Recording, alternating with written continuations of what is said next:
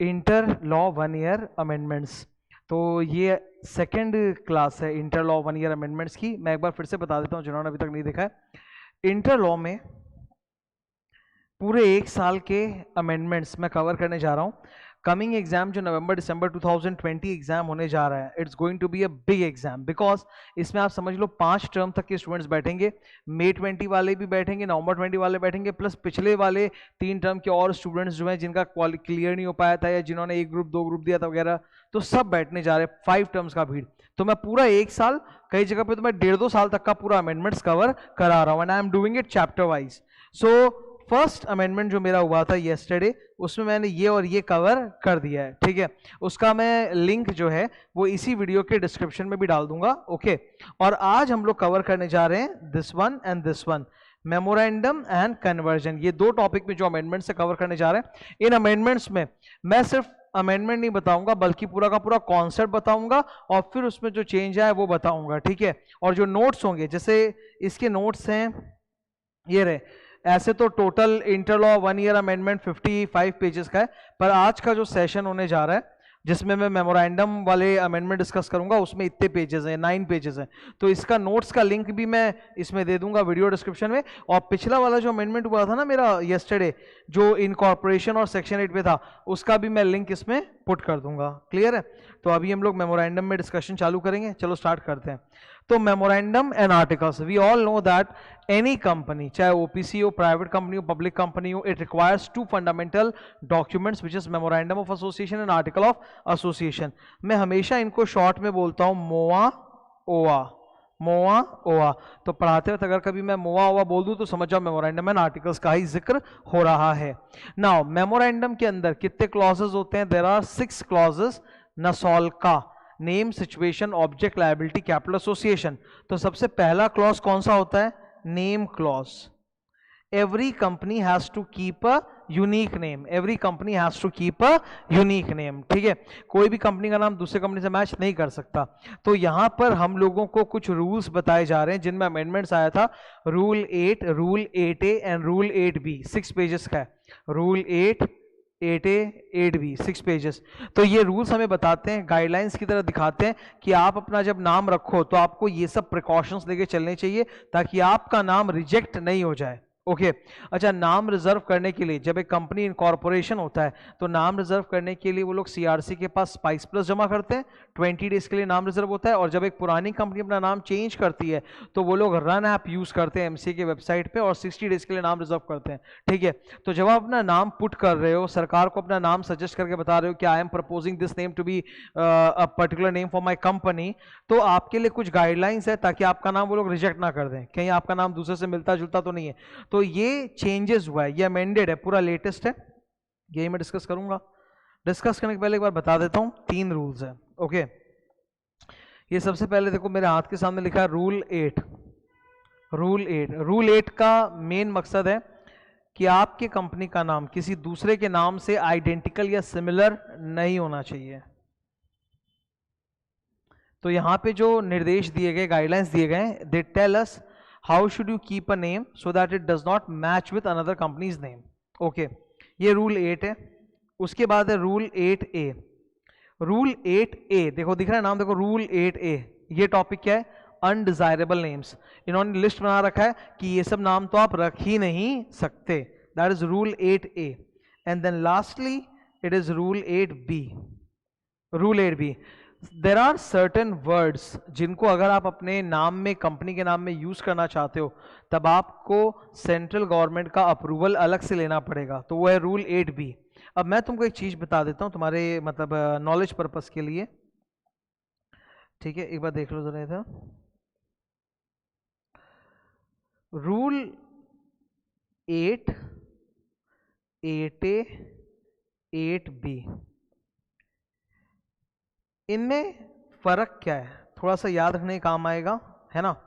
ये आप सिर्फ अमेंडमेंट क्लास में समझो, ये अमेंडमेंट प्लस रिवीजन है, बिकॉज मैं आज तक जब भी अमेंडमेंट पढ़ाया हूँ मैंने पूरा डिटेल में समझाया, एक एक चीज बारीकी से बताया, कॉन्सेप्ट, और फिर जाके डिस्कशन किया है। तो तुमको एकदम पूरा समझ में आएगा। तुम बिना नोट्स के भी खाली वीडियो देखने बैठ जाओगे ना, तुमको पूरा एकदम एक एक चीज समझ में आएगा, ठीक है। समझने के ऊपर ध्यान देना। वन इम्पॉर्टेंट थिंग, मैंने शायद पिछले वाले अमेंडमेंट वीडियो में 2 चैप्टर्स किए थे, इनकॉर्पोरेशन एंड सेक्शन 8 कंपनी, तो वहां मैंने बोला था that an individual can become a director of 15 companies. तो 15 नहीं होता, 20 होता है, वो थोड़ा मिस्टेक हो गया था। एक इंसान जैसे मैं कितने कंपनी में डायरेक्टर बन सकता हूँ? 20, out of which public company 10 होता है मैक्स, ठीक है, तो 20 company. Now coming to this rule 8, rule 8 क्या सिखाता है हमको? It teaches about similar names, कि आप ना अपना नाम, अपने कंपनी का नाम दूसरे से मिलता जुलता मत रखो। दूसरा, अनडिजायरेबल नेम्स की एक लिस्ट है, वैसे नाम आपको अलाउड नहीं है, तो वो लिस्ट में क्या क्या देखेंगे हम लोग। एंड तीसरा, सर्टेन वर्ड्स अगर आप अपने नाम में यूज करना चाहते हो तो उसके लिए आपको परमिशन लेना पड़ेगा, प्रायर सीजी अप्रूवल, तब जाके आप रख सकते हो, वरना आप नहीं रख सकते। तो ये 3 रूल्स हैं। अब मैं स्टूडेंट के एंगल से बताता हूं, ये महा इजी है, इसको डिस्कस करने में ना मुश्किल से 5 मिनट लगेंगे। ये भी इजी है, पर इसको डिस्कस करने में अराउंड 20 मिनट तक जा सकता है। ये हार्ड है,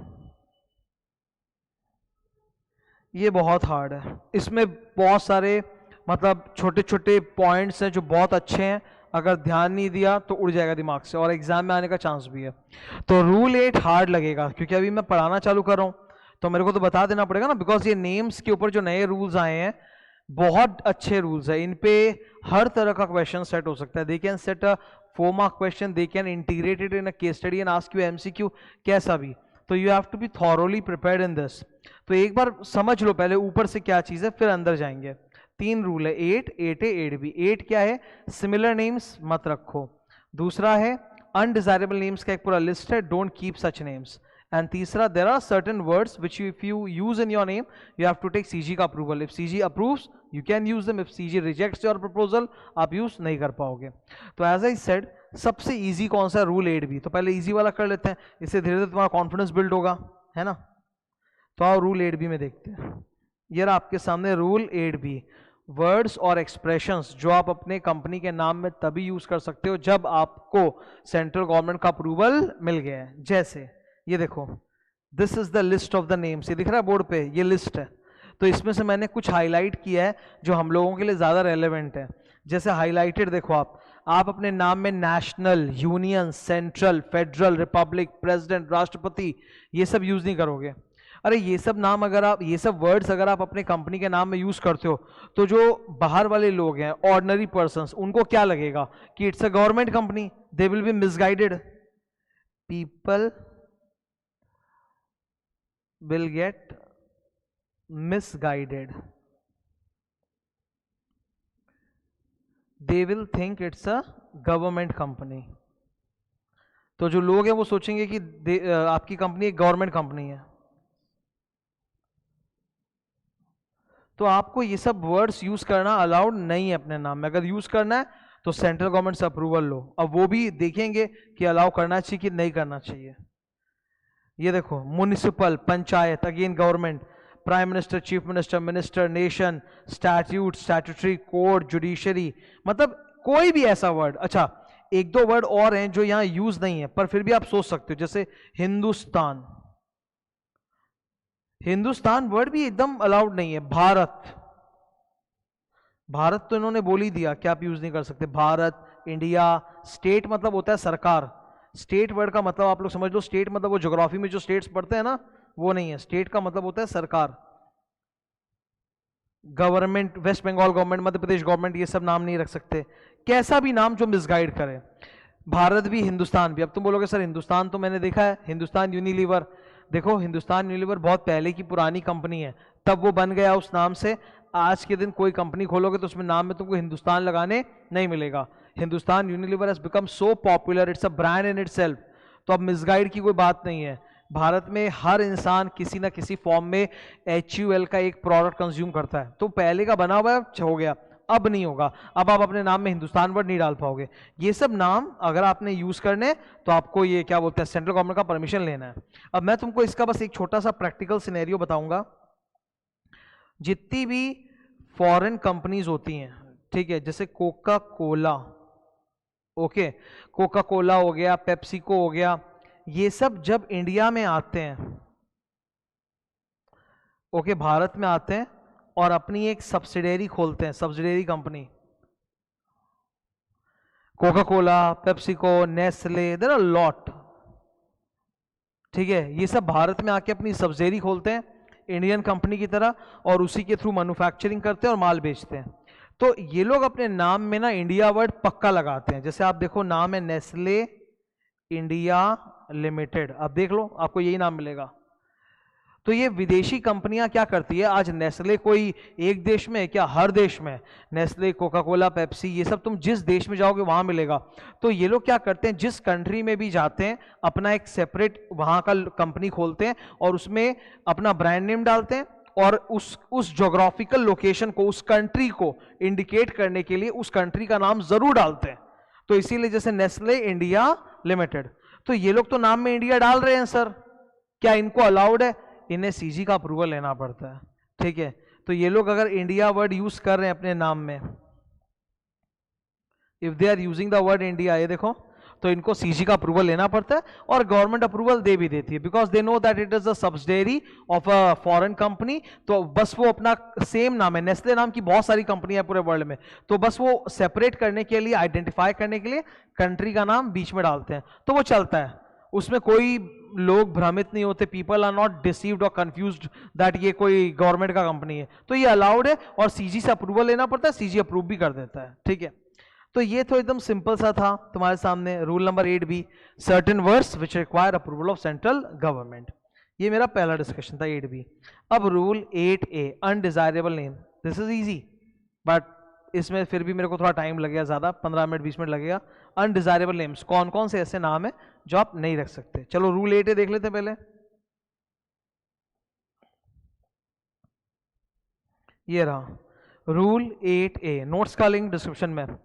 अनडिजायरेबल नेम्स मतलब नीचे बहुत सारी लंबी सी लिस्ट लिखी हुई है, आपको ये सारे नाम रखने अलाउड नहीं है। ये लिस्ट बहुत लंबी है, इसमें बुलेट्स जो है ना वो W तक जाता है, मतलब from point number 8 till point number W, मतलब बहुत सारे पॉइंट्स है, 23 के आसपास इसमें पॉइंट्स हैं जो चलते जाते हैं। ये अनडिजायरेबल है, आप नहीं रख सकते। क्या क्या नहीं रख सकते, इजी टू रिमेंबर, केवल कुछ एक बहुत अच्छे हैं, उनमें थोड़ा ज़्यादा टाइम लगेगा हम लोग को समझने में, डिस्कशन में, बाकी जल्दी समझ में आएगा। पहला वाला कौन सा है आपका, एम्बलेम्स एक्ट। भारत सरकार ने एक एम्बलेम्स एक्ट बना रखा है। एम्बलेम हम जानते हैं, हमारे देश का, इंडिया का नेशनल एम्बलेम क्या है, अशोकन पिलर। वो जो 1 रुपए के सिक्के के ऊपर आप देखते हो ना अशोकन पिलर, सामने शेर का मुंह होता है, 4 तरफ होते हैं शेर के मुंह, ठीक है। तो that is the national emblem of the country. तो भारत सरकार ने एक एक्ट बना रखा है, एम्बलेम्स एक्ट 1950। उसमें कुछ नाम ऐसे हैं जो प्रिजर्व्ड हैं, जो किसी को यूज करना अलाउड नहीं है, कोई नहीं यूज कर सकता। Let's have an example. आप अपने नाम में यूनाइटेड नेशंस नहीं डाल सकते, आप अपने नाम में WHO, वर्ल्ड हेल्थ ऑर्गेनाइजेशन नहीं डाल सकते।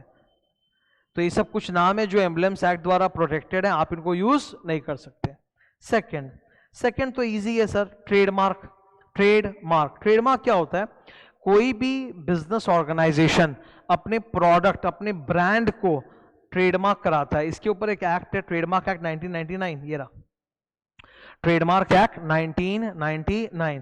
जैसे आप देखोगे, ये मेरे क्लासेस का नाम है ना, सिद्धार्थ अग्रवाल क्लासेस। आप क्लासेस के बाद में देखो लास्ट में यहाँ पे एक R का मार्क है, रजिस्टर्ड। ऐसा बहुत जगह देखा होगा तुमने, या तो वहां पे लिखा रहता है R या फिर लिखा रहता है TM मतलब ट्रेडमार्क। तो इसका मतलब है कि ये नाम ट्रेडमार्क कराया हुआ है, कोई भी और व्यक्ति ये नाम यूज नहीं कर सकता जब तक कि मैं परमिशन नहीं दे दूं, तो कोई ये नाम को यूज नहीं कर पाएगा, ठीक है। तो ट्रेडमार्क हर कंपनी जो अपना बिजनेस करते हैं वो लोग ट्रेडमार्क करवाते हैं। तो किसी ने अगर कोई नाम ट्रेडमार्क करा रखा है तो आप वो नाम यूज नहीं कर पाओगे, ठीक है। दूसरे का ट्रेडमार्क किया हुआ नाम आप यूज नहीं कर सकते। कोका कोला ट्रेडमार्क है, आप यूज नहीं कर सकते। अच्छा, I will give you an example. Students are confuse कि सर कोका कोला तो कंपनी का नाम है, तो मैं बता देता हूं, बहुत सारे ऐसे नाम होते हैं जिनका ट्रेडमार्क कराया जाता है पर जो कंपनी नहीं है, जिनका ट्रेडमार्क कराया हुआ है पर वो कंपनी नहीं है, तो वो भी आप यूज नहीं कर पाओगे। Let's have example. Hindustan Unilever एक बहुत बड़ी कंपनी है जो हंड्रेड्स ऑफ प्रोडक्ट्स बनाती है, उसी में से एक है लैक्मे। लैक्मे का नाम सुना है, लैक्मे कॉस्मेटिक्स, ठीक है। लैक्मे हिंदुस्तान यूनिलीवर का है, पेप्सोडेंट हिंदुस्तान यूनिलीवर का है, Lux, Lifebuoy, Dove, Pears, ये सब किसके, हिंदुस्तान यूनिलीवर के। अब हिंदुस्तान लीवर ने क्या कर रखा है, ये सारे नाम को, Lux, Dove, Pears, Closeup, Pepsodent, Lakme, इन सब का ट्रेडमार्क करा रखा है। तो भले ही इन नामों की कोई कंपनी नहीं हो, पर आप ये नाम यूज नहीं कर पाओगे क्योंकि इनका ट्रेडमार्क कराया हुआ है, ठीक है। There is no company by the name of Siddharth Agarwal classes, पर उसका ट्रेडमार्क है तो आप ये नाम भी यूज नहीं कर सकते। ऑफेंसिव, आप कोई ऐसा नाम मत रखना जो कि ऑफेंसिव हो। जैसे देखो, India is a country of variety of religion, तो आप ऐसा कुछ मत रखो जो रिलीजियसली किसी की फीलिंग को हर्ट करता हो। तो you can not keep offensive names. Okay, number D, LLP name. जब आप अपनी कंपनी का नाम रखोगे तो आपकी कंपनी का नाम किसी दूसरे एलएलपी से भी मैच नहीं कर सकता, ठीक है। जैसे लेट्स हैव एन एग्जांपल, पीडब्ल्यूसी, KPMG, Ernst and Young, Deloitte, these are big LLPs. तो अगर कोई कंपनी खोलना चाहता है तो वो इनका नाम कॉपी नहीं कर सकता, पीडब्ल्यूसी, केपीएमजी का। आप एलएलपी का नाम कॉपी भी नहीं कर सकते। अब जैसे मेरी जो कोचिंग सेंटर है, इसका इट्स एन एलएलपी एंटिटी, इसका नाम है सिद्धार्थ एम्परसेंड विकास क्लासेस एलएलपी, ठीक है। तो हम लोग एलएलपी, हम लोग कंपनी नहीं है। एलएलपी होने के बावजूद भी कोई दूसरा हमारे नाम का कंपनी नहीं खोल पाएगा। नंबर ई, रिजर्व्ड नेम। नाम रिजर्व होता है ना, जब एक कंपनी इनकॉर्पोरेशन होती है तो स्पाइस प्लस फॉर्म जमा करके 20 दिन के लिए नाम रिजर्व करते हैं, या फिर जब एक पुरानी कंपनी अपना नाम चेंज करती है तो रन ऐप का इस्तेमाल करके 60 डेज के लिए नाम रिजर्व किया जाता है। तो वो जो रिजर्व पीरियड है ना, 20 डेज 60 डेज, जब तक वो नाम रिजर्व है उस दौरान कोई और उस नाम को यूज नहीं कर सकता, इट इज अनडिजायरेबल। एफ और जी को हम लोग एक साथ पढ़ेंगे, एफ और जी को एक साथ पढ़ेंगे।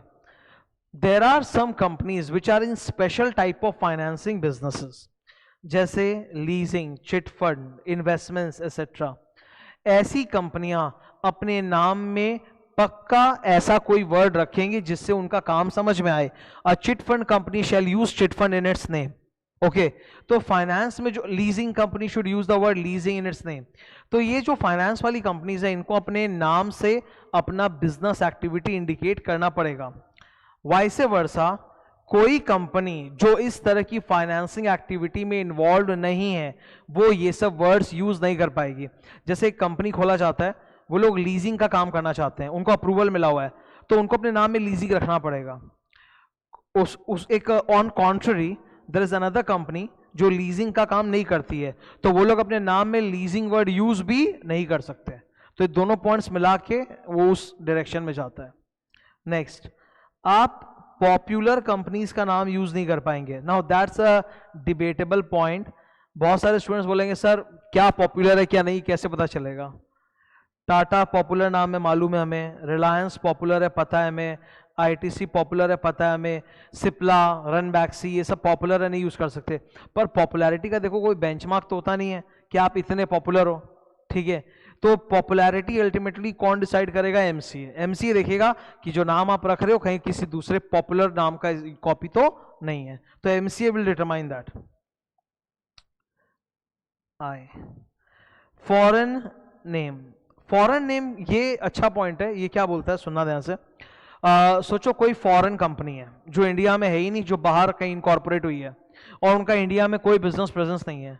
अब आपको उनका नाम बहुत पसंद आ गया, there is some foreign company in America जिनका इंडिया से कोई बिजनेस कनेक्शन नहीं है and their name is very catchy, तुमको पसंद आ गया, you want to keep the same name. इसमें एक बहुत बड़ा झोल है। झोल ये, अगर उस विदेशी कंपनी ने आरओसी के पास अपना नाम रिजर्व करवा रखा है कि देखो हम लोग विदेश में इंडिया में नहीं है पर हमारा नाम रिजर्व है, प्लीज आप इंडिया में किसी कंपनी को मत देना, तो इंडिया में कोई भी कंपनी वो नाम नहीं रख पाएगी, ठीक है। पर सोचो जरा, अगर उस विदेशी कंपनी का इंडिया में कोई कारोबार भी नहीं है और उन्होंने इंडियन गवर्नमेंट के पास ऐसा कोई रजिस्ट्रेशन भी नहीं करा रखा कि हमारा नाम आप किसी को देना मत, तब तो वो नाम अलॉट हो जाएगा। तो ये एक बहुत बड़ा झोल वाला पॉइंट है। वैसे इसके ज़्यादा प्रॉब्लम्स नहीं होंगे बिकॉज जो भी बड़े ब्रांड्स होते हैं, इंटरनेशनल होते हैं, वो लोग ऑलमोस्ट हर देश में अपना ही एक सब्सिडरी खोल लेते हैं या अपना ट्रेडमार्क रजिस्टर कर लेते हैं, तो ये बहुत बड़ा प्रॉब्लम नहीं होगा। अब इसके बाद पढ़ लेते हैं हम लोग। The proposed name is identical with और to nearly resembles the name of a foreign company और LLP incorporated outside India and reserved by such company with the ROC। तो अगर इंडियन गवर्नमेंट के पास उसने नाम रजिस्टर करा रखा है, सेव करा रखा है, तब तो फिर कोई उसका नाम नहीं रख पाएगा। ये वाला पॉइंट। ये सेकंड पैराग्राफ में जो प्रोवाइजो है ना, ये मैं तुमको बता चुका हूं ऑलमोस्ट। ये प्रोवाइजो जो मैंने तुमको ये पहले बता दिया था कि कोई विदेशी कंपनी अगर भारत में अपना सब्सिडरी खोलती है तो वो अपने नाम में इंडिया लिख सकती है और अपना सेम नाम रख सकती है। अब कोका कोला है, कोका कोला अमेरिकन कंपनी, वो इंडिया में आके खोलेगा तो कोका कोला ही तो खोलेगा ना, तो उनको अलाउड है। जे separate type of entity, company के अलावा there are different types of business formats, जैसे कोऑपरेटिव सोसाइटी होता है, सुना होगा। कोऑपरेटिव सोसाइटी का हिंदी होता है सहकारिता उद्योग। Trust is a different type of entity, LLP, partnership, society, proprietorship, HUF firm. आप अगर एक कंपनी खोल रहे हो तो आप ये सब वर्ड्स का इस्तेमाल नहीं करोगे, बिकॉज ये सब वर्ड्स का इस्तेमाल वही करते हैं जो इस तरह के होते हैं। जैसे नाम में एलएलपी वर्ड वो यूज करता है जो एलएलपी हो, नाम में सोसाइटी वर्ड वो यूज करता है जो सोसाइटी हो, नाम में एचयूएफ वर्ड वो यूज करता है जो एचयूएफ हो। तो you are starting a company, company can not have these words. अपने नाम में आप ये सब शब्द नहीं डालोगे। ये इजी है बहुत। आप अपने नाम में ब्रिटिश इंडिया नहीं डाल सकते, we are not British India any more, हम लोग एकदम इंडियन इंडिया है, ब्रिटिश इंडिया यूज नहीं हो सकता। फॉरेन गवर्नमेंट, ओके, आप अपने कंपनी का नाम कुछ भी ऐसा मत रखना जिससे ये लगे कि आप एक फॉरेन गवर्नमेंट का कंपनी हो। For example I will tell you, Calcutta के अंदर ही ब्रिटिश काउंसिल है, ब्रिटिश काउंसिल। ये ब्रिटिश काउंसिल क्या होता है सर? देखो, एक एम्बेसी की तरह है। आज अगर आपको वीजा चाहिए, आपको लंदन जाना है ट्रिप के लिए, तो आप ब्रिटिश काउंसिल में जाते हो वीजा के लिए। और इसके अलावा ब्रिटिश काउंसिल लाइब्रेरी भी है जिसकी आप मेंबरशिप ले सकते हो, वहां के बुक्स पढ़ने के लिए, वहां के वीडियो सीरीज वगैरह देखने के लिए, ठीक है। तो ब्रिटिश काउंसिल सबको पता है कि वो खुद ब्रिटिश गवर्नमेंट ने यहाँ पे खोल रखा है एम्बेसी की तरह। अमेरिकन सेंटर है कैलकाटा में, ये अमेरिकन सेंटर, तो वो खुद अमेरिकन गवर्नमेंट ने खोल रखा है यहाँ पे। तो आप ऐसा कोई नाम मत यूज करना which indicates that you are associated with the foreign government और embassy, like British council,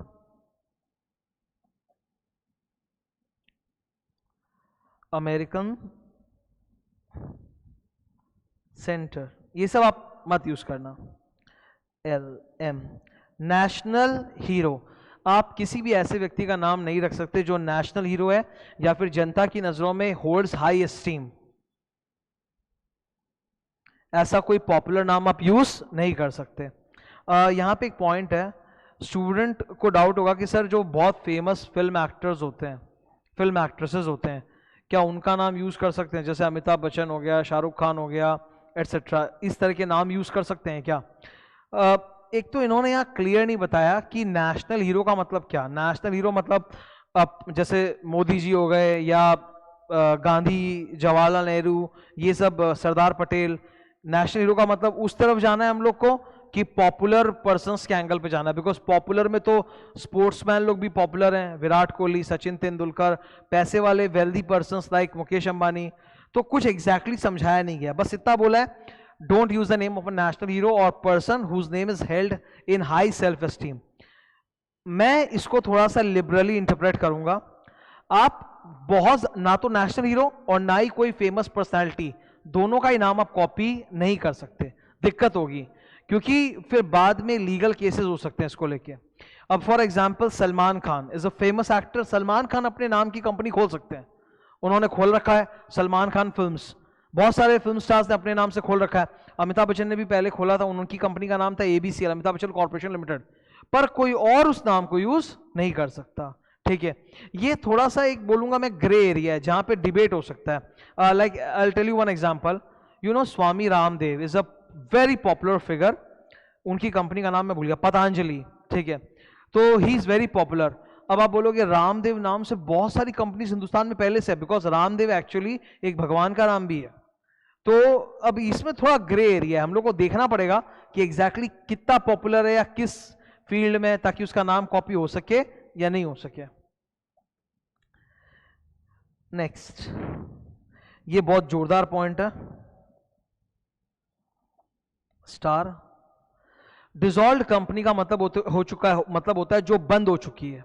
dissolve company माने क्या, जो बंद हो चुकी। मैं इसके बारे में अब यहां से दो चार चीजें ऐसी आएंगी ना जिसमें दिमाग चाहिए, जो हार्ड है, जिसमें डाउट्स होगा, तो वो मैं एकदम धीरे धीरे समझाऊंगा, अच्छे समझाऊंगा, कोई हड़बड़ी नहीं है।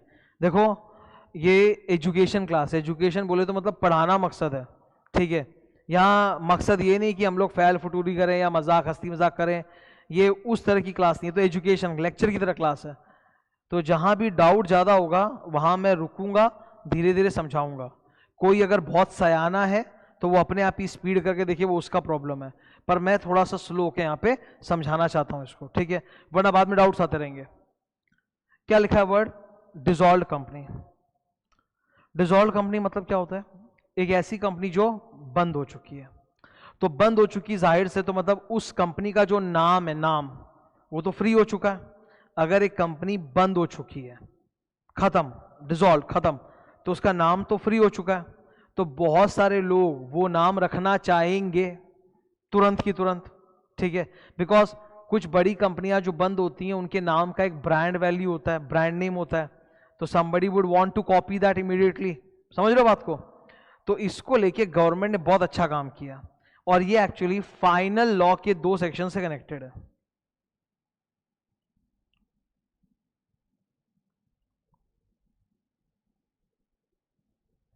ठीक है, मैं थोड़ा ढंग से लिख देता हूं।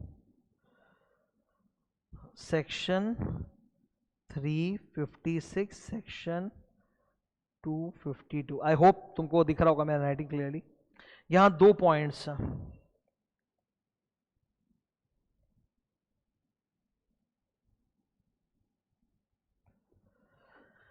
ये 2 पार्ट में डिवाइडेड है, ठीक है, तो इसको डिस्कस करते हैं। एक कंपनी बंद होती है तो 2 तरीके से बंद होती है, या तो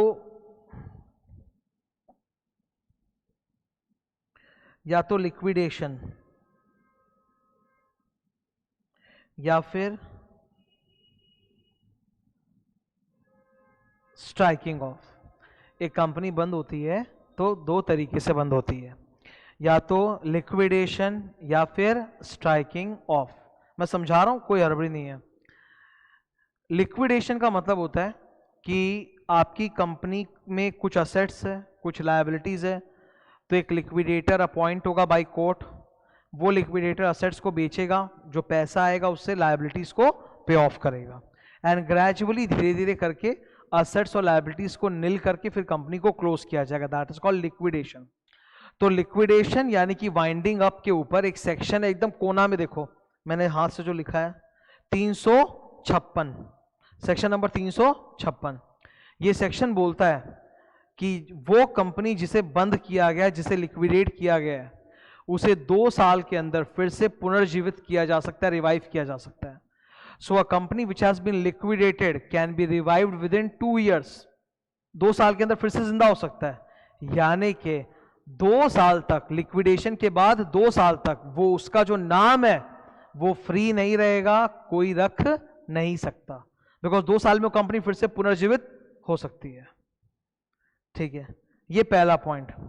अभी दूसरा क्या है, striking off. What is striking off sir? एक कंपनी है जिसका कारोबार एकदम खत्म है, कुछ भी नहीं है, एकदम बंद पड़ी है वो कंपनी, काफी समय हो गए, कोई कारण नहीं होता, कोई रिटर्न फाइलिंग नहीं होता, और उसके सब डायरेक्टर भी अलग अलग हो चुके हैं, पर उन्होंने कंपनी को अभी तक लीगली बंद करवाया नहीं है। तो आरओसी देखता है कि यार ये कंपनी है जो पूरी इनएक्टिव हो चुकी है। क्या हो चुकी है? इनएक्टिव, और कोई डॉक्यूमेंट नहीं आ रहा, रिटर्न नहीं आ रहा, तहकीकात करने पता चलता है कंपनी खत्म ही है एकदम। तब आरओसी क्या करता है कि बिना लिक्विडेटर अपॉइंट करवाए, कोर्ट के पास नहीं जाने का, लिक्विडेटर अपॉइंट नहीं करने का, असेट लायबिलिटी कुछ नहीं है, आरओसी सीधा अपने रिकॉर्ड से उस कंपनी का नाम उड़ा देता है, बोलता है स्ट्राइक ऑफ, खत्म, एक झटके में। तो there is no liquidation, no selling of assets and paying off liabilities. Okay, अब स्ट्राइक ऑफ की हुई कंपनी को 20 साल तक रिवाइव कराया जा सकता है, सेक्शन नंबर 252। 20 साल तक रिवाइव कराया जा सकता है, इसीलिए वो कंपनी जो स्ट्राइक ऑफ हुई है उसका नाम 20 साल तक रिजर्व रहता है, कोई और उस नाम को नहीं रख सकता। आई होप ये पॉइंट क्लियर है। हैवी पॉइंट था एकदम। अभी कहानी समझ में आ रहा है पूरा इसका? गुड, ठीक है। अच्छा नेक्स्ट नीचे आते हैं अपने। LLP, अगर कोई LLP बंद हुआ है तो उसका नाम भी 5 साल तक रिजर्व रहेगा, कोई और उस नाम को 5 साल तक यूज नहीं कर पाएगा। ये इजी पॉइंट था। पी भी इजी पॉइंट है। ये जो नाम तुम देख रहे हो सारे फैंसी नाम है, okay. Insurance, bank, stock exchange, venture capital, asset management, nidhi companies, mutual fund, ये सारे नाम भी केवल वही कंपनी यूज कर सकती है जो ऐसा काम करती है, उसके अलावा कोई और यूज नहीं कर सकता। Nidhi company is a special type of company जो बेसिकली गोल्ड लोन देने का काम करती है। सबसे फेमस एग्जांपल है मनप्पुरम। मनप्पुरम नाम सुना होगा ना, मनप्पुरम। मनप्पुरम का बहुत ऐड भी आता था, घर में पड़ा है सोना फिर काहे का रोना, वही वाला। तो मनप्पुरम का पूरा नाम, असली नाम है माबेन निधि लिमिटेड। तो निधि कंपनी अपने नाम में निधि लिखेंगे, कोई और नहीं लिखेगा, ठीक है। क्यू, स्टेट या सरकार, आपके नाम में गवर्नमेंट का कुछ नहीं हो सकता, उसके लिए रूल 8 भी आपको सीजी का अप्रूवल लेना पड़ेगा। क्यू आर, ये भी बहुत अच्छा है। जियो नेम, आपने अपनी कंपनी का नाम एकदम ज्योग्राफी बुक से उठा के डाल दिया है, कोई चेंज नहीं। जैसे नाम क्या रखा, India limited, Maharashtra limited, Asia limited, आपके नाम में कुछ और है ही नहीं, सिर्फ ज्योग्राफी का नाम है, नहीं चलेगा। हरियाणा लिमिटेड, RS, ये एस बहुत अच्छा पॉइंट है, डिस्क्रिप्टिव नेम्स, वेरी गुड। इसमें again as I told you I have to be a little slow, this is a very very good point, descriptive name. हम कोई भी इंसान अपनी कंपनी का नाम ऐसा रखना चाहेगा कि जिसको सुनते ही कस्टमर्स आसानी से समझ जाएं कि ये किस चीज की कंपनी है। आप रखना चाहोगे, जैसे फॉर एग्जांपल हम लोग के नाम में क्लासेस वर्ड है, जितने भी कोचिंग सेंटर्स होते हैं उनके नाम में आपको क्लासेस मिलेगा या कोचिंग इंस्टीट्यूट या एजुकेशनल इंस्टीट्यूट ऐसा कुछ मिलेगा, to indicate the nature of the business. Correct बात है। पर क्या सिर्फ वही मिलेगा कि कुछ और मिलेगा? क्या आप ऐसी कंपनी खोल सकते हो, जैसे मान लो कुछ टीचर साथ आए, उन्होंने बोला हम एक कंपनी स्टार्ट करेंगे कोचिंग सेंटर प्राइवेट लिमिटेड। यार आपने तो कोई ब्रांड नेम रखा ही नहीं, आपने बस बोल दिया कोचिंग सेंटर प्राइवेट लिमिटेड, वो तो फिर हर कोई रख सकता है। ऐसा नाम कहलाता है डिस्क्रिप्टिव नाम। डिस्क्रिप्टिव मतलब जहां पे आपने कोई नॉवल चीज, कोई ओरिजिनल चीज सोची नहीं है। आई विल शो यू, ठीक है, इधर देखना है एक बार बोर्ड पे। नाम कैसे रखा जाता है, नाम रखने का एक तरीका होता है। नाम में ना 3 पार्ट्स होते हैं।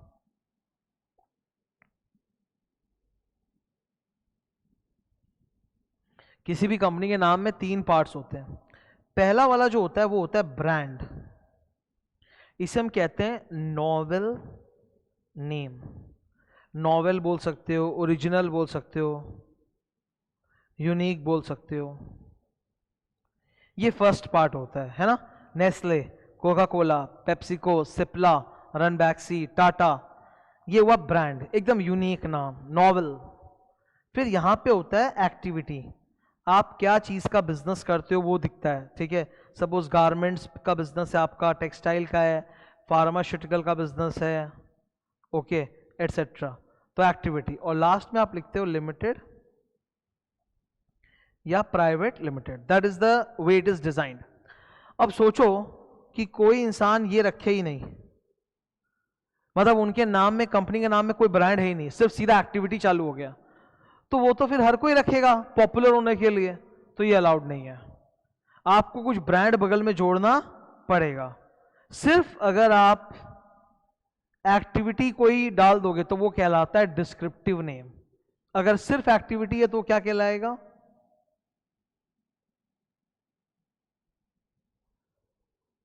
डिस्क्रिप्टिव नेम, ठीक है।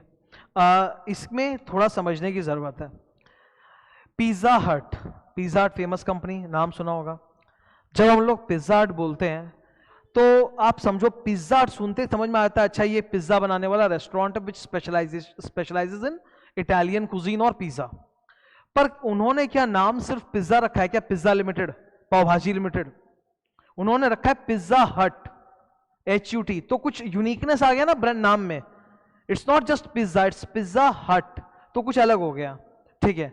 चॉकलेट बनाने वाली कंपनी नाम चॉकलेट लिमिटेड नहीं रखेगी, कुछ यूनिक, चॉकलेट हट, हाउस ऑफ चॉकलेट्स, ऐसा।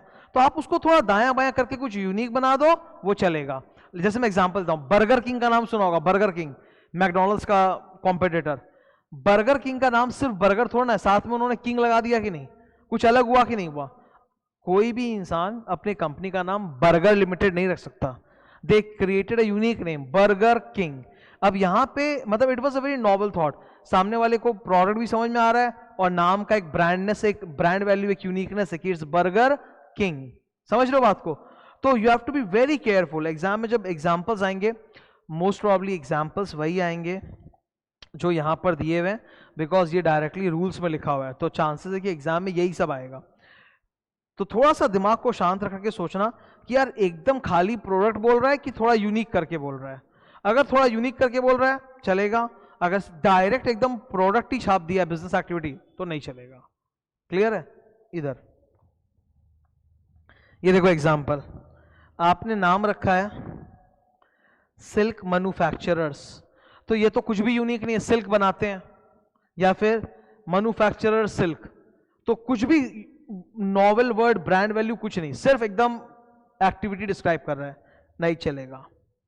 नेक्स्ट, कंप्यूटर वर्ल्ड, कंप्यूटर है पर साथ में वर्ल्ड, तो एक यूनिकनेस आ गया, computer world. Food star, tour hub, house of chocolate, तो कुछ आपने बिजनेस एक्टिविटी भी समझा दिया और कुछ आपने यूनिक भी कर दिया। वैसे ही टेक्निकल विस्टा, विस्टा टेक्निकल, सिर्फ टेक्निकल नहीं है, साथ में एक यूनिक वर्ड भी डाला है विस्टा, तो ये चलेगा। ड्रिंकिंग वाटर प्लांट, अब drinking water plant is a normal description कि मतलब ड्रिंकिंग वाटर मैन्युफैक्चर करने वाला कोई प्लांट है, नहीं चलेगा। Silk wise manufacturer, silk manufacturer नहीं, सिल्क वाइज मैन्युफैक्चर, तो अगेन कुछ यूनिक वर्ड डाला है, चलेगा। ठीक है, तो ये है पूरा ज्ञान। ओके, चांसेस एग्जाम में वही है कि इन सब एग्जाम्पल्स में से फंसे, बिकॉज ये सीधा सीधा रूल के अंदर से है। ओके, नेक्स्ट, अच्छा ये वाला जो आप पॉइंट देख रहे हो ना मेरे हाथ के ठीक सामने, नंबर टी, इसमें एक्चुअली दो पॉइंट्स अलग अलग हैं, फॉरेन कंट्री अलग है, एनिमी कंट्री अलग है, दो अलग अलग है। ठीक है, पहले तो फॉरेन कंट्री का थोड़ा चर्चा करते हैं।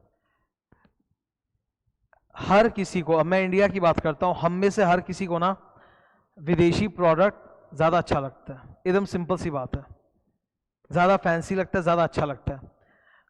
इसलिए क्या होता है, हर कंपनी जो माल बेचना चाहती है वो अपनी ब्रांडिंग ऐसे दिखाती है जैसे वो इंडियन प्रोडक्ट नहीं बाहर का है।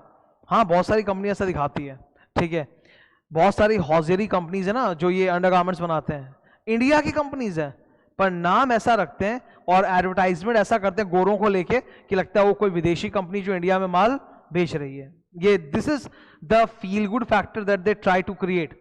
तो लोगों को लगता है अच्छा ये तो इंपोर्टेड माल है जो विदेशी कंपनी का हम खरीद रहे हैं। तो बहुत सारी कंपनी चेष्टा करेगी कि अपने नाम में किसी फॉरेन कंट्री का नाम भी घुसा दें ताकि लोगों को लगे कि अच्छा इनका तो माल बाहर से आता है। तो सरकार बहुत कड़ी हो चुकी है इसको लेके। गवर्नमेंट ने बोला आप अगर अपने नाम में किसी फॉरेन कंट्री का नाम यूज कर रहे हो तब आपका उनके साथ एक्चुअली कोई बिजनेस कनेक्शन होना चाहिए, अदरवाइज नो। ये देखो आप, highlight, it shall be allowed if the applicant produces any proof of significance of business relation with such foreign country. कोई आपका उनसे बिजनेस एसोसिएशन होना चाहिए, उसका प्रूफ, नहीं तो अलाउड नहीं है। ठीक है, सेकंड वाला पार्ट तो इजी है, एनिमी कंट्री। भारत सरकार जब जब किसी भी कंट्री को एनिमी घोषित करेगी तब तब के लिए आप वो नाम नहीं डाल सकते।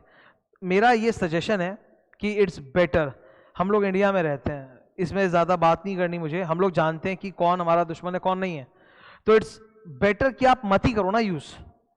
क्योंकि मान लो अभी हम लोग का कोई लड़ाई नहीं चल रहा, गवर्नमेंट ने अभी किसी को एनिमी घोषित नहीं कर रखा है और आपने वो नाम रख लिया और फिर बाद में जाके अचानक से उस दूसरे कंट्री के साथ युद्ध हो जाए और गवर्नमेंट उसको एनिमी कंट्री डिक्लेयर कर दे, तब आप फंस जाओगे। कराची बेकरीज में कितनी तोड़फोड़ हुई थी, कितना फसाद हुआ था, सुना होगा तुमने। ये मैं बता रहा हूं 2019 की बात है जब पुलवामा अटैक हुआ था। ठीक है। तो पाकिस्तान के साथ इंडिया का बहुत ज्यादा गंदा रिलेशनशिप चल रहा था, तो कुछ लोगों ने, सिविलियंस ने कराची बेकरी में पथराव कर दिया था। तो ऐसा नाम ही मत रखो ना जिनके साथ बार बार खट्टा मीठा चलता रहता हो। डोंट डू दैट, क्योंकि एनिमी कंट्री का इन्होंने तो एक्सप्लेनेशन दिया, वो कंट्री जिसको भारत सरकार डिक्लेयर करे। तो भाई भारत सरकार तो परमानेंटली किसी को भी डिक्लेयर नहीं कर रखा है एनिमी, वो तो टाइम टू टाइम होता है जब वॉर होता है तब। तो बेटर है रखो ही मतलब ऐसा नाम, ठीक है। सेक्शन 8 कंपनी, ये पॉइंट उल्टा करके पढ़ो, इसको उल्टा करके पढ़ो।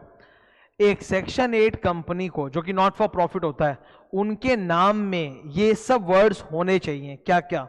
उनके नाम में या तो फाउंडेशन लिखा हो, फोरम लिखा हो, एसोसिएशन लिखा हो, फेडरेशन लिखा हो, चेंबर हो, कॉन्फेडरेशन हो, काउंसिल हो, इलेक्टोरल ट्रस्ट हो, एटसेट्रा, इस तरह का कुछ रहना चाहिए, तब तो वो सेक्शन 8 कंपनी है, वरना नहीं है।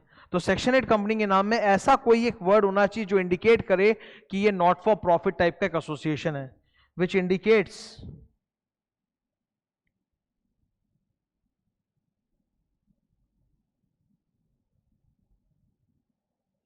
I can give you one more example. Club, हमारे कलकत्ता में एक बहुत फेमस सेक्शन 8 कंपनी है, हिंदुस्तान क्लब, तो नाम में क्लब यूज कर लो। तो कुछ ऐसा वर्ड रहना चाहिए जिससे लगे ओ भाई ये तो सेक्शन 8 कंपनी है। निधि कंपनी, निधि कंपनी को लेके ना बहुत सारे स्टूडेंट बहुत बहस करते हैं, डाउट, तो मैं डिस्कस ही कर देता हूं, ठीक है, झमेला नहीं चाहिए अपने को। अभी अभी क्या डिस्कस किया कि नाम में 3 पोर्शन होते हैं, ब्रांड, एक्टिविटी और फिर लिमिटेड, प्राइवेट लिमिटेड। निधि कंपनी वो होती है जिसके यहां एक्टिविटी में निधि लिखा रहता है, यहां पर निधि नहीं। अगर आप ब्रांड में निधि लिख रहे हो तो वो चलेगा। अगर आपका ब्रांड ही निधि है, अरे निधि किसी की मां का नाम हो सकता है, किसी की पत्नी बेटी का नाम हो सकता है, बहन का नाम हो सकता है, और वो उन्हीं के नाम से कंपनी खोलना चाहता है, तो निधि को अगर आप फर्स्ट नेम की तरह यूज करो एज अ ब्रांड, तब वो चलेगा, जैसे निधि टेक्सटाइल्स लिमिटेड। पर अगर आप निधि को बीच में डाल रहे हो, बीच में डालने का मतलब है कि you are trying to indicate that it's a nidhi company, इसका बिजनेस निधि कंपनी वाला है, गोल्ड लोन का बिजनेस है, तो वो तो सर तभी अलाउड है जब आप एक्चुअली में निधि कंपनी हो, वरना अलाउड नहीं है।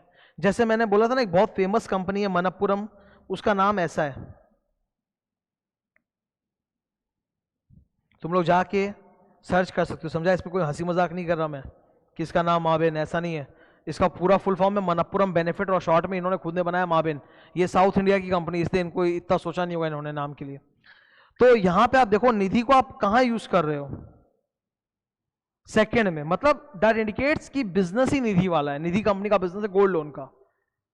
तो ये अगर आप कोई भी इंसान कोई कंपनी खोल रहा है और वो ब्रांड निधि रखना चाहता है तो रखे, कोई दिक्कत नहीं है।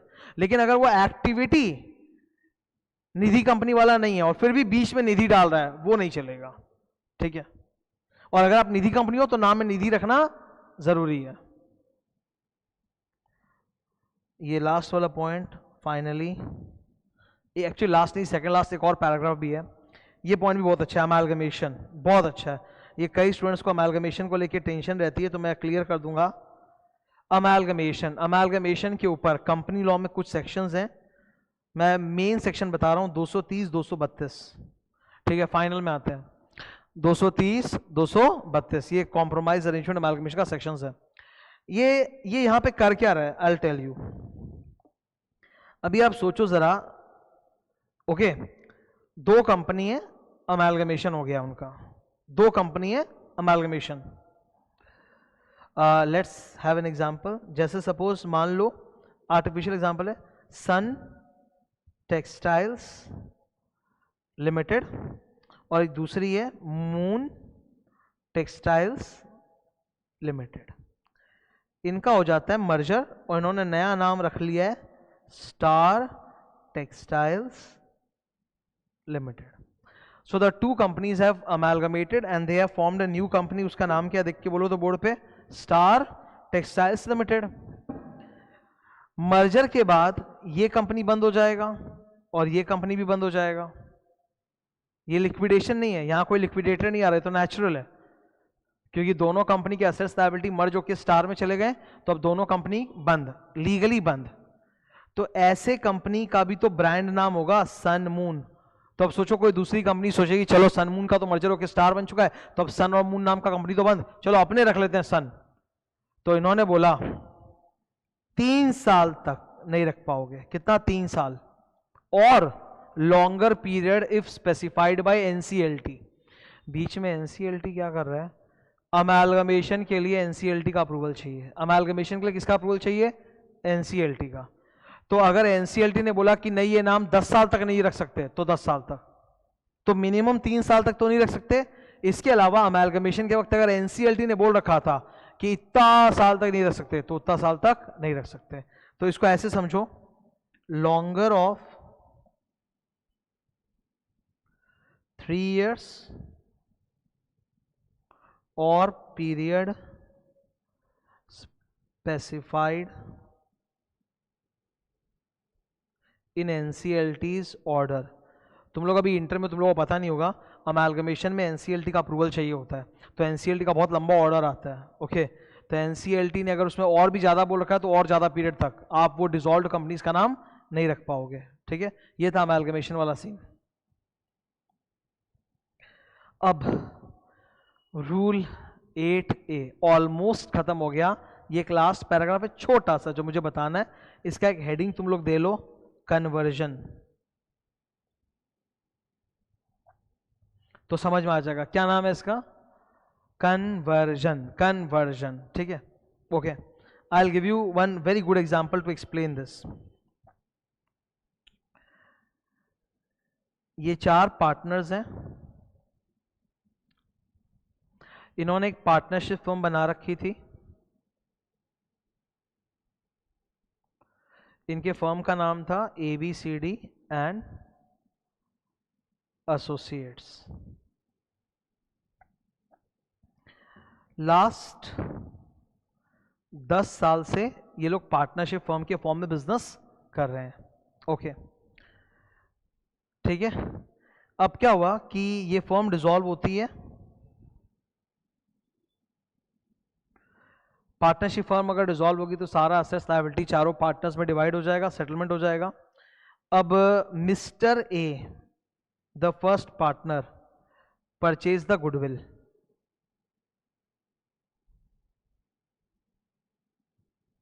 फर्म की गुडविल होती है ना, तो मिस्टर ए जो पहला पार्टनर उसने गुडविल परचेज कर ली और बाकी सारे पार्टनर्स को प्रीमियम फॉर गुडविल दे दिया।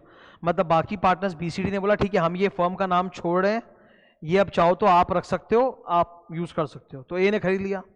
तो अब ए जो है he wants to start a company ABCD private limited. ये कंपनी चालू करना चाहता है, क्या ये कर सकता है? तो इसका जवाब है हाँ। ये CRC को अप्रोच करेगा इनकॉर्पोरेशन ऑफ द कंपनी के टाइम पे, और ये बताएगा कि ABCD नाम से लास्ट 5 years से, एटलीस्ट 5 साल से, इनका तो 10 साल है, एटलीस्ट 5 साल से हम लोग ऑलरेडी बिजनेस कर रहे थे और बाकी पार्टनर्स को कोई ऑब्जेक्शन नहीं है, no objection from other partners.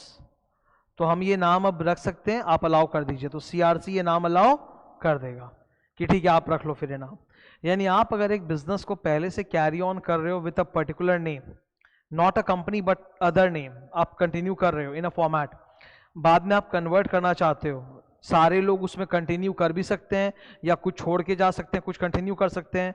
In either case there are 2 conditions. आप अगर साबित कर दो कि लास्ट 5 साल से हम ये नाम यूज कर रहे थे, ओके, और बाकी जो हमारे मेंबर्स पार्टनर्स उनको कोई दिक्कत नहीं है, तो आप वो नाम रख सकते हो। ठीक है। अब इसमें एक और कैच है, ऐसा पॉसिबल है कि पार्टनरशिप फर्म ABCD, ये पार्टनरशिप फर्म में तो नाम रिजर्व का चक्कर होता नहीं है, तो हो सकता है कि ABCD नाम की पहले से कोई कंपनी हो। तो अगर ABCD नाम की पहले से कोई कंपनी है तब तो फिर आप नहीं रख पाओगे यहाँ पे भी, ये एकदम क्लियर रखना। ठीक है, जैसे already ABCD private limited exist करता है तब आपको ये अलाउड नहीं होगा। यहां तक अपना रूल 8A भी खत्म होता है। तुम सोचो इतना हम लोगों ने भी डिस्कस कर लिया है। मैंने स्टार्ट यहां से किया था कि 3 है, इसमें तो एक और बड़ी टॉपिक बाकी है भी, रूल 8, 8A, 8B। तो 2 जो हल्का फुल्का था वो तो हो गया। अब अपने जा रहे हैं रूल 8 में। रूल 8 को मैंने हार्ड क्यों लिखा है, बिकॉज रूल 8 में ना कुछ जगह तुमको बहुत अजीबोगरीब चीज देखने को मिलेगी, ठीक है, मैं वो डिस्कस करूंगा। स्टार्ट करते हैं। रूल 8 में एग्जाम्पल्स बहुत सारे हैं, भयंकर एग्जाम्पल्स हैं।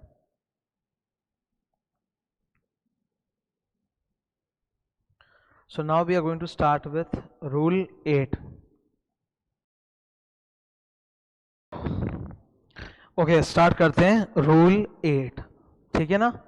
रूल 8 वो नाम आप मत रखिए जो दूसरे से मैच करता है, तो उसको लेके बहुत सारे पॉइंट्स हैं। एक चीज मैं इसमें पहले से बता देता हूँ, मेरी बातों को ध्यान से सुनोगे, एग्जाम्पल सुनोगे, कोई कंफ्यूजन नहीं आएगा। और जो आना होगा एग्जाम में वो यहीं से उठ के आना है, अलग से कुछ आना इसके बाहर नहीं है। कई बार क्या होता है कि कोई कोई टॉपिक ऐसी होती है जहाँ स्टूडेंट को लगता है एक लेवल के बाद कि यार बहुत ज़्यादा मेहनत हो रहा है और वो वहाँ पे हटना चाहता है, छोड़ना चाहता है, और उसका इंटरेस्ट उस टॉपिक में तब आता है जब कल एग्ज़ाम हो।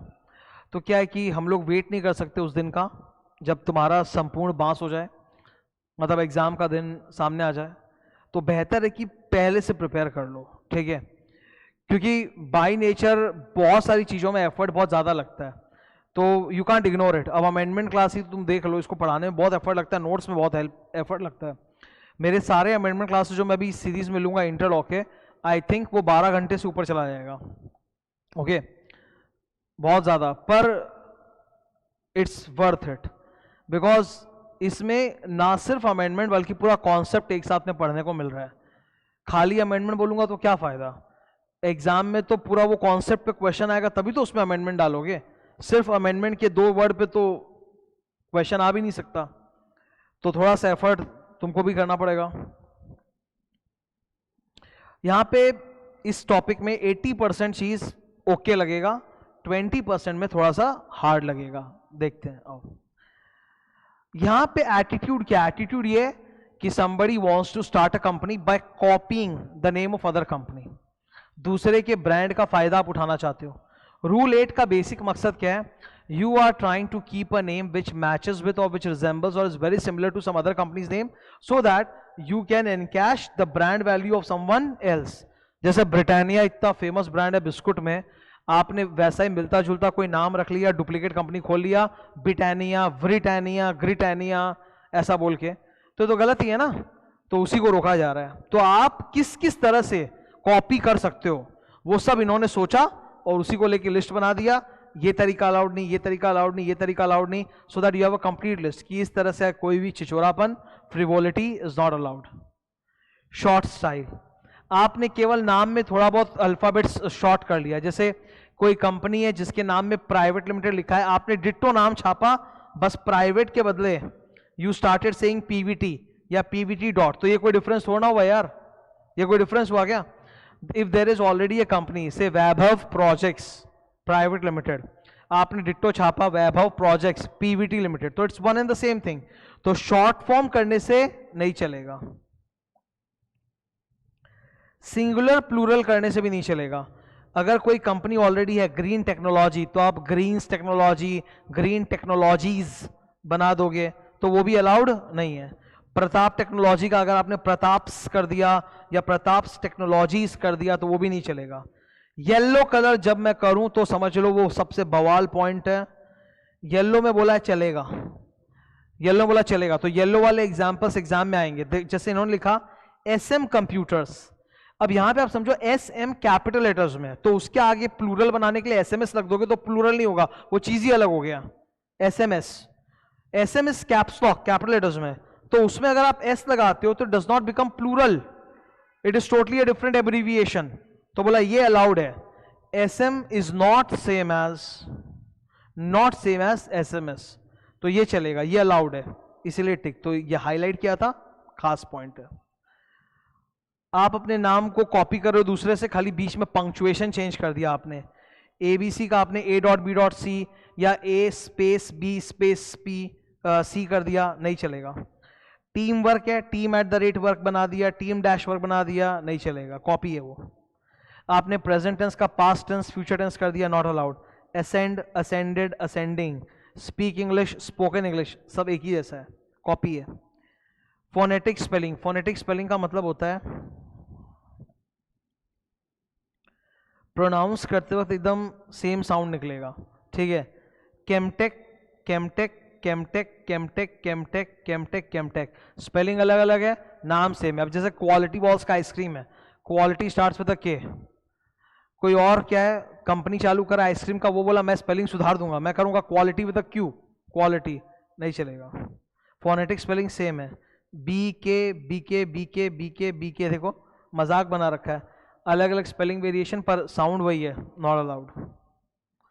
एफ, अब सावधान हो जाओ यार, एफ जी एच आई, ये देख रहे हो येलो कलर मतलब खतरनाक है एकदम,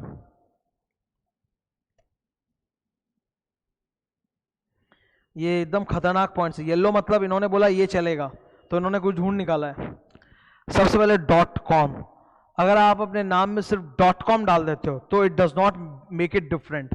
जैसे अल्ट्रा सॉल्यूशन लिमिटेड और इसके नाम के लास्ट में डॉट कॉम डाल दिया, ultra solution dot com limited, same माना जाएगा, ठीक है। हाउएवर सेकंड एग्जांपल देखो, सेकंड में सुप्रीम, आपने एक्स्ट्रा वर्ड रखा है सुप्रीम अल्ट्रा सॉल्यूशन, और इधर क्या अल्ट्रा सॉल्यूशन डॉट कॉम, ये सेम नहीं है बिकॉज इधर सुप्रीम वर्ड भी है ना एक्स्ट्रा, तो दे आर नॉट सेम, चलेगा, आप रख सकते हो। ऑर्डर चेंज, आपने नामों का ऑर्डर चेंज कर दिया, जैसे हम लोग की कंपनी का नाम है, एलएलपी का नाम है Siddharth and Vikas classes LLP, तो आप विकास एंड सिद्धार्थ क्लास एलएलपी कर दोगे तो वो सेम माना जाएगा, यू कांट कीप इट। देख लो रवि, रवि सेम है, एक में किया है बिल्डर एंड कॉन्ट्रैक्टर, दूसरे में किया कॉन्ट्रैक्टर एंड बिल्डर, तो ये नहीं चलेगा। लेकिन दूसरा एग्जाम्पल येलो है मतलब झोल, रवि, रवि शंकर, तो ये अलग हो गया ना, रवि, रवि शंकर, इंडिया में टोटली अलग नाम माना जाएगा, तो ये अलाउड है एकदम। आर्टिकल्स, इनको अपने आर्टिकल्स बोला करते थे, ए एंड द, तो आप कंपनी के नाम में ए एंड द डाल के चेंज नहीं कर सकते। कंजीनियल मतलब फ्रेंडली होता है, अकंजीनियल, द कंजीनियल सब बराबर है। लेकिन अब देखो और से नीचे, ईशा, अनीशा, हिंदुस्तान में रहते हैं हम लोग, गोरे नहीं समझेंगे इस बात को, पर ईशा और अनीशा दो अलग नाम है। इनफैक्ट ईशा, नीशा ये भी अलग नाम है, तो आप ईशा और अनीशा रख रहे हो तो नाम ही टोटल हो गया, वो अलाउड है। अनीशा में जो एन है वो कोई इंग्लिश वाला एन आर्टिकल की तरह थोड़ा ना है कि N Isha. Spelling variation, colour, colour same है, नहीं रख सकते। इंडिया में हम लोग COLOUR फॉलो करते हैं, it's British English, American English में होता है COLOR, तो ये सेम माना जाएगा, नहीं रख सकते आप। डिस्क और डिस्क का साउंड एकदम सेम है, लेकिन डिस्को टोटल अलग चीज है, तो डिस्को रखना अलाउड है। मतलब डिस्क, डिस्क है, वैसे कंपनियां हैं, पर आप डिस्को रख रहे हो तो अलग चीज है, बिकॉज साउंड ही अलग है और मतलब वर्ड भी अलग होता है। डिस्क का मतलब तो समझ में आता है क्या होता है, और डिस्को एकदम अलग चीज है, तो वो डिफरेंट है, रख सकते हो। अब मेरे को ना ये दो सबसे भयंकर कांड लगते हैं एकदम,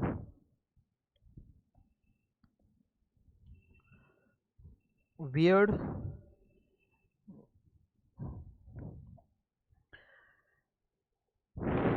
थोड़ा रुकते हैं। हाँ, इन दो पॉइंट्स में तुम डिबेट करोगे, मैं भी करूंगा, क्योंकि मैं भी इसके साथ अग्री नहीं करता।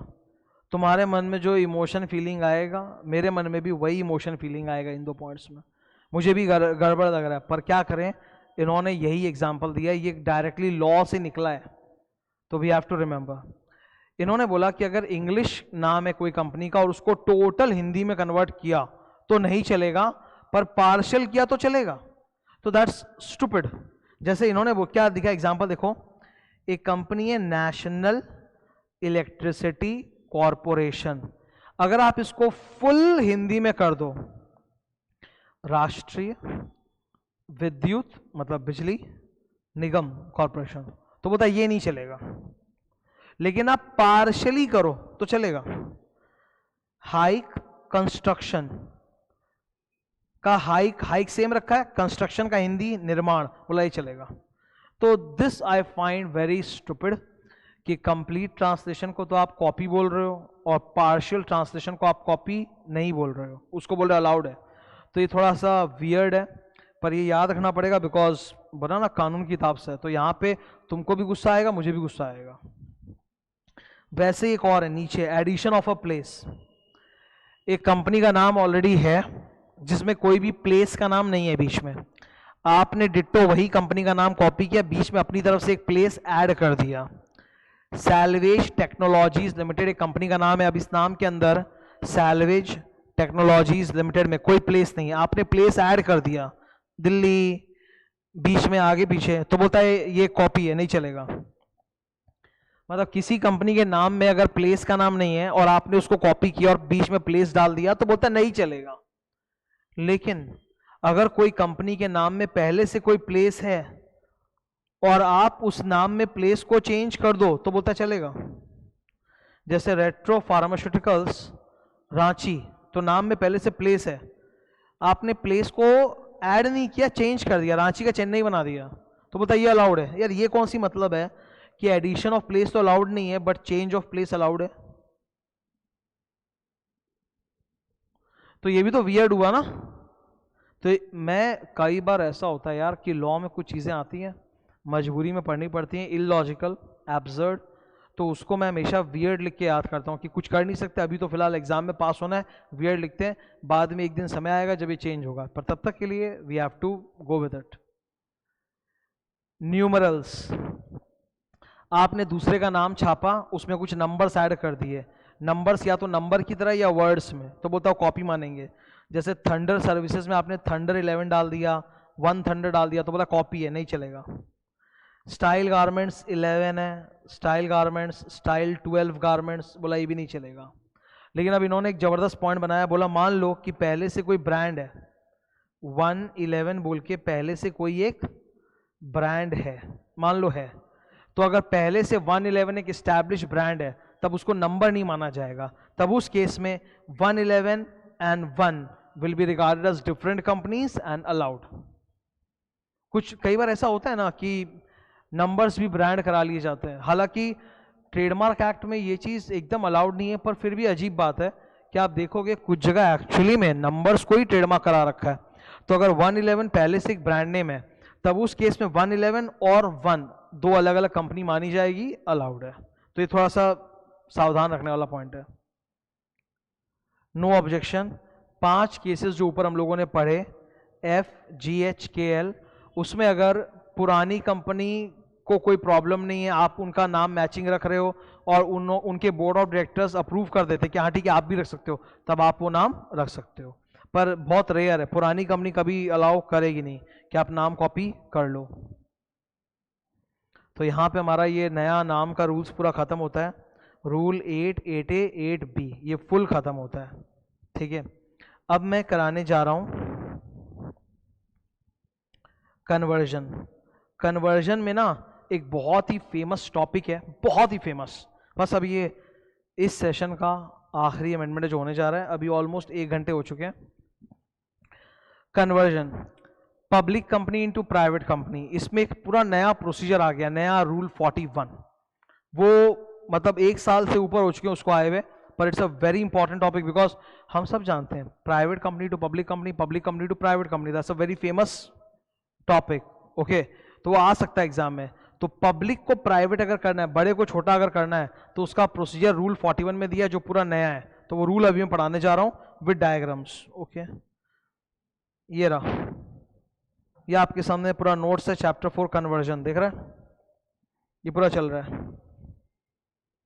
पहले इसमें ना NCLT का अप्रूवल लगा करता था, अब RD का लगता है। अगर आपको पब्लिक कंपनी से प्राइवेट में होना है तो आपको किसका अप्रूवल चाहिए? रीजनल डायरेक्टर, RD मतलब रीजनल डायरेक्टर, पहले NCLT का लगता था, अभी RD का लगता है।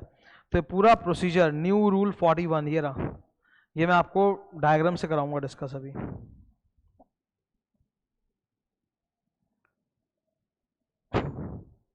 ठीक है, इस बहाने मैं कन्वर्जन का थोड़ा रिवीजन भी करवा दूंगा। ओके, कंटिन्यू करते हैं। अभी मैं कन्वर्जन टॉपिक पढ़ा रहा हूं आज के अमेंडमेंट में, मैं बहुत अच्छे से टॉपिक तुम्हारा रिवीजन भी हो जाएगा, पर ध्यान सुनना। If you want to convert one company into another type of company, आपको वन टाइप ऑफ कंपनी को अनदर टाइप ऑफ कंपनी में कन्वर्ट करना है, तो उसके लिए सेक्शन नंबर 18 होता है। क्या बोला? Section number 18। तुम माइनर से मेजर, माइनर से एडल्ट कब बनते हो? 18 साल की उम्र में। तो ऐसे मन में याद रख लो, section number 18 is the section of conversion. जहां one type of company can get and converted to another type of company. Now what is the procedure? The procedure is very simple. हर कंपनी को define करता है उसका memorandum और उसका articles. आज का टॉपिक का नाम क्या है? मोआ ओआ. तो अगर आप उस कंपनी के मोआ ओआ को बदल दो, उसमें कुछ इंपॉर्टेंट चीजों को, तो वो कंपनी का नेचर ही चेंज हो जाएगा. प्राइवेट का पब्लिक, पब्लिक का प्राइवेट हो जाएगा. तो सेक्शन 18 बोलता है आप किसी भी कंपनी को चेंज कर सकते हो बाय चेंजिंग द मोआ एंड ओआ. तो आप कंपनी को चेंज कर सकते हो. नाउ कन्वर्जन ऑफ कंपनीज में ना 4 बड़े टॉपिक्स आते हैं. मैं 4 के बारे में नहीं, एक के बारे में बात करूंगा अभी, पब्लिक टू प्राइवेट. तो मैं तुमको याद करने का एक तरीका बता रहा हूं. 5 पॉइंट्स. कोई भी कन्वर्जन का टॉपिक, बिकॉज क्या है ना, कन्वर्जन का टॉपिक में स्टूडेंट लोग हमेशा कंफ्यूज रहते हैं. ओके, मैं अपनी बात बताता हूं. तो मैं जब इंटर में एक स्टूडेंट था, ये 2007 की बात है, 2007 में मैं इंटर में था. तब क्या हुआ था कि मैं जिन सर से पढ़ता था तो वो तो बोर्ड ही टच नहीं करते थे. ये बोर्ड है सामने, बोर्ड ही टच नहीं करते थे. उन्होंने मुंह जवानी कन्वर्जन का 2-4 बातें बोली और मैं भूल गया. और कन्वर्जन के प्रोसीजर इतने लंबे चौड़े होते हैं कि याद रहता ही नहीं कुछ भी. तब फिर मैंने क्या किया, मैंने बैठ के डायग्राम्स बनाने चालू किए. मैंने खुद अपने आप घर में बैठ के डायग्राम बनाया, रिवाइज किया कि ऐसे ऐसे ऐसे हो रहा है, तब मैं थोड़ा याद रख पाया. तो आज जब मैं कन्वर्जन पढ़ाता हूं तो आई कैन फील कि कितना दिक्कत होता है याद करने में. तो मैं तुमको तरीका बता रहा हूं. मैं डायग्राम भी बताऊंगा. डायग्राम आएगा, देखो नीचे, ये रहा डायग्राम. डायग्राम आएगा बाद में, लेकिन पहले एक मेन बात को समझो. प्रिंसिपल डेटा अगर खोपड़ी में याद है तब तो डायग्राम बना पाओगे. अगर प्रिंसिपल डेटा नहीं याद है ना, तो भाई डायग्राम नहीं बन सकता. तो पहले प्रिंसिपल डेटा याद करो. Whenever you are converting one company to another type of company, you have to ask 5 things to yourself. 5 सवाल पूछने आपको. नंबर 1, क्या आप किसी भी कंपनी को कन्वर्ट कर सकते हो बिना शेयर होल्डर का अप्रूवल लिए हुए? तो सबसे पहले तो आपको शेयर होल्डर का अप्रूवल चाहिए. That's number 1. शेयर होल्डर का अप्रूवल, ओआर होगा, एसआर होगा, वो बात की बात है, पर पहले शेयर होल्डर का अप्रूवल चाहिए. नंबर लिखा हुआ है, ये मैं हाईलाइट कर रहा हूं, लिखा हुआ है. पहले किसका अप्रूवल? शेयर होल्डर का. सेकेंड, आप जो कन्वर्ट हो रहे हो, क्या आपके कन्वर्जन से क्रेडिटर्स अफेक्टेड हो रहे हैं क्या? क्रेडिटर्स, बिकॉज सरकार को सबसे ज्यादा चिंता होती है क्रेडिटर्स की, कि क्रेडिटर तो अफेक्टेड नहीं हो रहा है इस सब कन्वर्जन से. तो अगर हो रहा है तब फिर they will ask you to put up an advertisement in newspaper. क्यों, देखो छोटा कंपनी बड़ा बनता है ना, न्यूज़पेपर में ऐड नहीं होता. बड़ा छोटा बन रहा है ना, तो क्रेडिटर लोगों को टेंशन है. तो you have to put an advertisement in English and vernacular newspaper. तो न्यूज़पेपर का ऐड है कि नहीं है? ये एडवर्टाइजमेंट प्राइमरीली किसके लिए होता है? डिबेंचर होल्डर्स एंड क्रेडिटर्स के लिए. ठीक है, मैं इसको याद रखता हूं मन में, डीसी बोल के. डीसी मतलब डिबेंचर होल्डर, क्रेडिटर, उनके लिए होता है मेनली एडवर्टाइजमेंट, ताकि वो भी आके ऑब्जेक्शन कर सकें. अच्छा, आप कन्वर्ट हो सकते हो क्या बिना किसी हायर अथॉरिटी के अप्रूवल के? कोई तो हायर अथॉरिटी होगा, आरडी, एनसीएलटी. तो थर्ड चीज है, किस अथॉरिटी का अप्रूवल चाहिए? अच्छा, आपको अगर किसी अथॉरिटी का अप्रूवल लेना है, then there must be some form number. Conversion में कोई तो फॉर्म होगा, तो फॉर्म नंबर. 5वां, जब आपका नेचर कन्वर्ट होगा तब आपको एक नया सर्टिफिकेट ऑफ इनकॉर्पोरेशन भी मिलेगा, a new certificate of incorporation. तो वो भी याद रखना है. तो ये 5 टिप्स मैं दे रहा हूं, ये एकदम मेन है, याद करने बहुत हेल्प मिलेगा तुमको. ओके ना? 5 टिप्स है for converting any company into another type. Share holder का अप्रूवल चाहिए.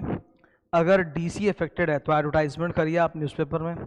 किसी हायर अथॉरिटी का अप्रूवल, भगवान का नहीं, मतलब किसी हायर अथॉरिटी, सरकार का अप्रूवल. फॉर्म नंबर जो जमा करने हैं, और नया सर्टिफिकेट ऑफ इनकॉर्पोरेशन. अब आज की मेरी टॉपिक क्या है? Converting public company to private company.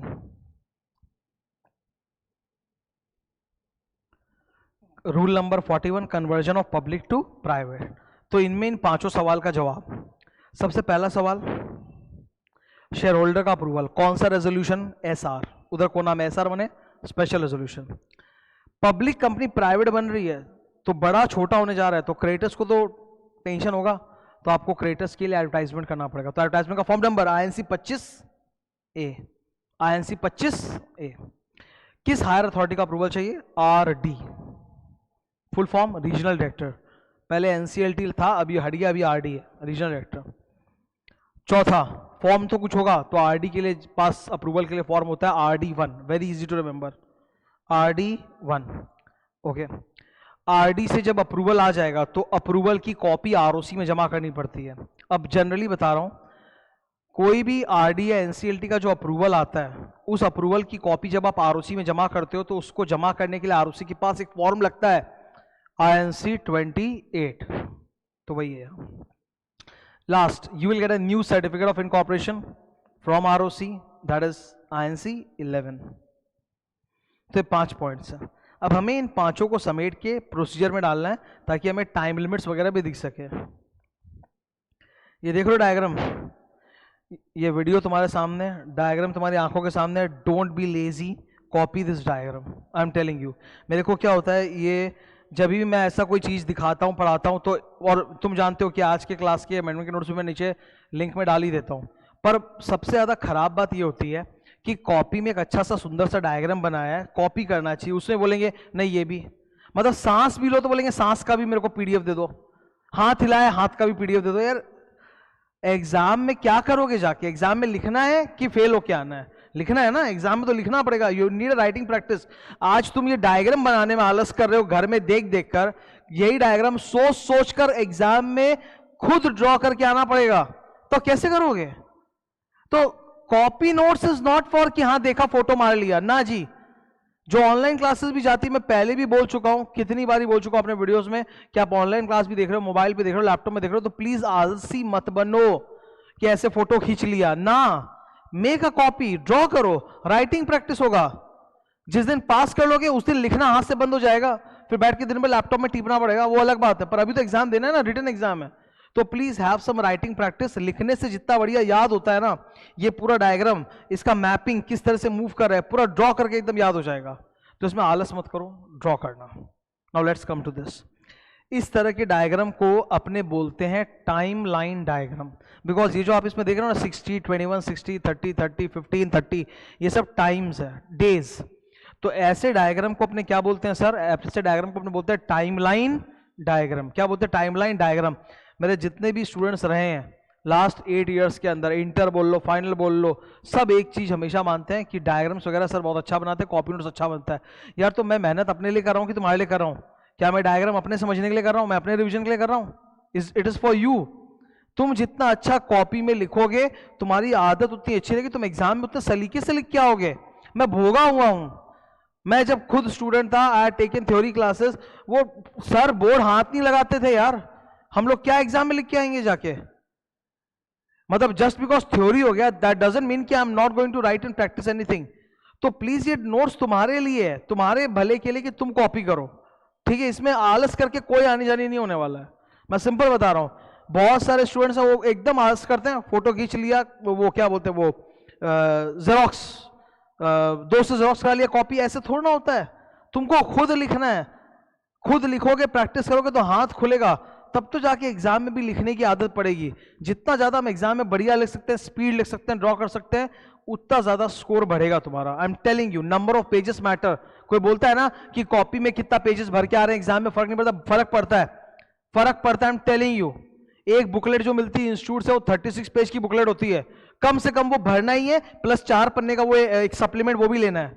You need to write more pages in exam. Examiner को तुम्हारा चेहरा दिख रहा है, तुम्हारा ब्रेन दिख रहा है, कुछ नहीं दिख रहा है, उसको सिर्फ वही दिख रहा है जो ये तुमने कॉपी पकड़ाई है, उसको अपना चेक करने को। एंड फर्स्ट गेस होता है नॉलेज का कि भाई इससे इतना पेज भरा, मतलब इस बंदे को कंटेंट आता है, तो इस पे कॉन्फिडेंस होकर इसको पासिंग मार्क्स तो दे ही सकते हैं। तो इट मैटर्स अ लॉट। लिखो, प्लीज राइट। मैं तुम्हारे बदले आके कॉपी में लिख नहीं सकता। यहां पे इस डायग्राम को देखते हैं, ठीक है? टाइमलाइन समझते हैं अच्छे से। आपको वो 5 चीज याद करनी जो ऊपर अपने देखे, उसको समेटना है। योर स्टार्टिंग पॉइंट इज, किसी भी कंपनी का नेचर अगर बदलना है तो उसका मोआ ओआ चेंज करना पड़ेगा। मोआ को चेंज करने के लिए एसआर पास होता है, ओआ को चेंज करने के लिए भी एसआर पास होता है, सेक्शन 30, सेक्शन 14। तो आप एसआर पास करो, एक सिंगल एसआर से ही आप मोआ ओआ दोनों को चेंज कर दो। वो सबसे पहला स्टेप है आपका।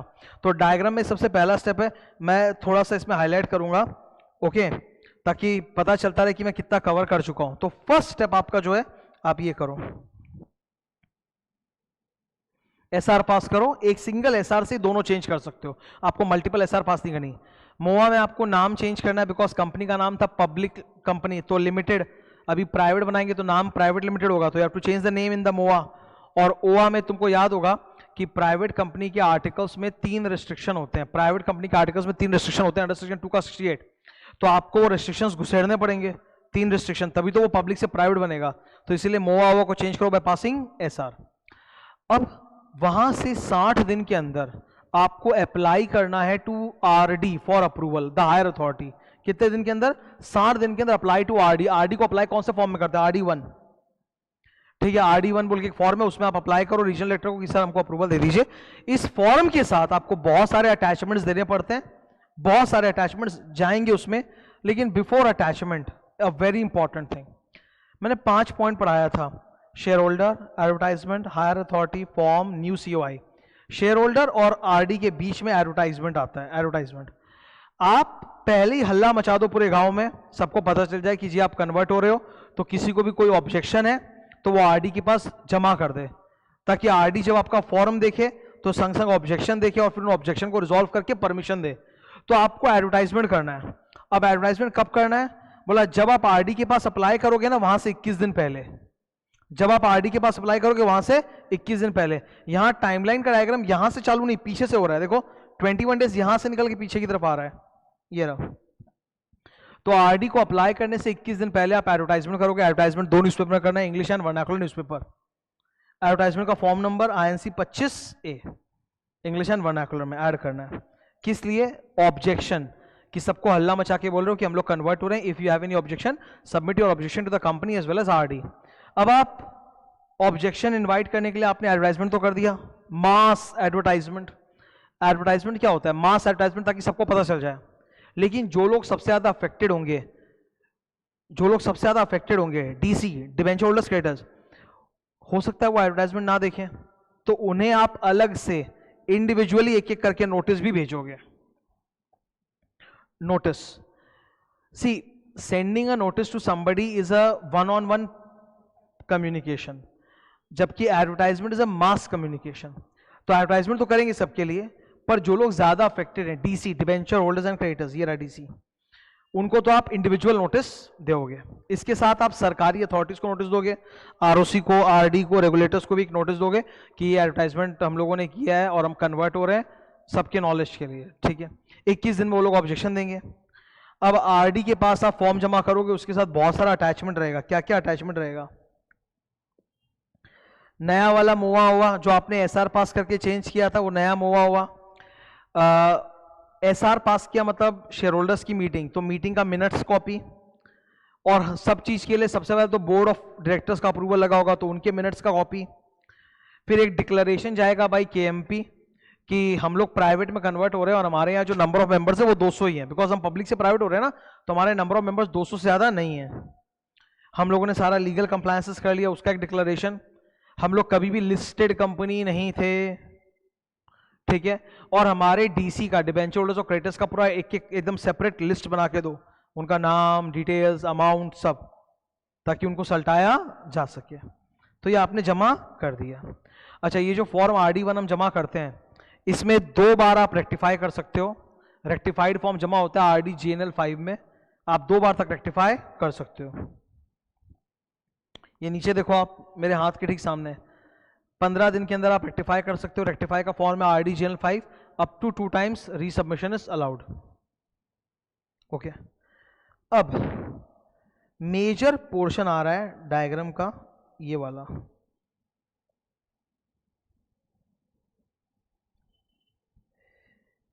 यहां पे आप देखो, ऊपर एक टाइम गया है 60 डेज, और फिर उसके नीचे 30 डेज, फिर 30 डेज। जब इस तरह से 2 पैरेलल टाइमलाइन मूव करते हैं, ठीक है, एक ही डायरेक्शन में, इसको अपने बोलते हैं फ्लाईओवर टाइमलाइन। क्या बोलते हैं? फ्लाईओवर जानते हो ना, रोड नीचे जा रहा है, ऊपर से फ्लाईओवर फास्ट, तो वैसे ये फ्लाईओवर टाइमलाइन है। अभी है क्या सर? बता रहे हैं। हो सकता है यहां 2 बातें हैं, केस 1, केस 2। आप पब्लिक से प्राइवेट होना चाहते हो, आपने गांव में ढिंडोरा पीट दिया, एडवर्टाइज कर दिया, नोटिस भेज दिया DC को, पर सब कुछ सही था, नोबडी हैज एनी प्रॉब्लम, कोई ऑब्जेक्शन नहीं, RD के पास कोई ऑब्जेक्शन नहीं आया, तब तो फास्ट है। तब तो RD के पास जब कोई ऑब्जेक्शन ही नहीं आया, सल्टाने को कोई झमेला ही नहीं है, तब आरडी आपको 30 दिन के अंदर ही अप्रूवल दे देगा। ये हो गया केस 1। तब आपको 30 दिन में आरडी अप्रूवल दे देगा, खत्म कहानी केस 1। केस 2 ऑब्जेक्शंस आए थे, केस 2 ऑब्जेक्शंस आए थे, तब उस केस में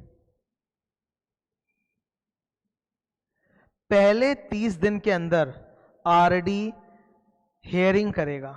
अगर ऑब्जेक्शन आया है तो जिन्होंने ऑब्जेक्शन दिया उनको बुलाओ, एक हियरिंग होना चाहिए ताकि उनके ऑब्जेक्शन को रिजॉल्व किया जाए, और फिर अगले 30 दिन के अंदर आरडी अप्रूवल दे देगा। तो 30 डेज में hearing of the objections and resolve them in next 30 days approval. तो 30 30 60, तो दैट इज केस 2। ये हो गया केस 2, इजी एकदम, कंसेप्ट वाइज, समझने में आसान, ड्रॉ कर लोगे कॉपी में, एग्जामिनर को दिखाने में आसान। नीचे फिर एक बार ड्रॉ कर लिया तो नीचे अपने भाषा में थोड़ा सिंपल लैंग्वेज में स्टेप्स लिख के आ गए, हो गया। और क्या चाहिए, और क्या चाहिए? क्लैरिटी दिमाग में है तो हम पेपर पे तो निकाल के आ ही जाएगा क्लैरिटी को भी। फाइनली आरडी का आपको अप्रूवल मिल गया, तो आरडी का अप्रूवल आपको आरओसी के पास जमा करना पड़ेगा ना। तो हायर अथॉरिटी का जो अप्रूवल होता है वो आरओसी के पास कौन से फॉर्म में जमा होता है? आईएनसी 28। अब एक खास बात है, नॉर्मली कोई भी हायर अथॉरिटी का जो ऑर्डर आता है एनसीएलटी आरडी वगैरह का, वो आरओसी के पास 30 दिन में जमा होता है, लेकिन यहां 15 दिन में जमा करना है। 15 दिन में जमा करना है, इस पर एमसीक्यू आ सकता है। आदत होती है कि हायर अथॉरिटी का 30 दिन में जमा करो तो तुम 30 डेज टिक करके आ जाओगे, यहाँ 30 डेज नहीं 15 डेज में जमा होता है। अगला स्टेप, आरओसी अगले 30 दिन के अंदर आपको नया पर्चा पकड़ा देगा, नया certificate of incorporation in form number INC 11। सो यहां जाके आपका पूरा कन्वर्जन प्रोसीजर समाप्त होता है। ये नया प्रोसीजर आया था न्यू रूल 41 में, इसीलिए मैंने पूरा डिस्कस कर दिया है। क्लियर है ये? तो आज की जो अपनी अमेंडमेंट क्लास हुई अभी ये, इसमें I have discussed 2 main topics with you, 3 and 4। 1 and 2 मैं पहले ही डिस्कस कर चुका, उसकी वीडियो भी है, वो उसका लिंक भी मैं दे दूंगा डिस्क्रिप्शन में। और 3 और 4 अभी डिस्कस किया, 3 4 के नोट्स भी नीचे दे देंगे। ये टोटल 9 पेज का नोट्स है, नीचे इसका लिंक रहेगा। अगली क्लास जो अमेंडमेंट की होगी, जो मैं कर लूंगा, उसमें I will do this and this, prospectus and allotment. ये चैप्टर वाइज जो अमेंडमेंट ले रहे हैं ना, इससे बहुत फायदा है। एक तो स्लो होता है, आराम से डिस्कस किया, हड़बड़ी नहीं है, ज्यादा एक साथ में ठूसा भी नहीं, ठीक है, और पूरा कॉन्सेप्ट भी समझाने का मौका मिला, एक रिदम भी था, तो इट्स बेटर। इसीलिए एक साथ पंचिंग नहीं कर रहे हैं, अलग अलग कर रहे हैं वो एक साथ। और फिर और एक बात बताता हूँ, अगर एक साथ में पूरा 12-14 घंटा का लेके जोड़ के डाल भी दूंगा ना, तो उससे बहुत दिक्कत होती है। वो स्ट्रीमिंग करने में मोबाइल या लैपटॉप में बहुत अटकता है वीडियो, फिर तो इसे छोटा करके डालते हैं, चैप्टर वाइज देखते रहो अपना आराम से, कोई टेंशन नहीं है, ठीक है। So I believe it was useful to you, thank you.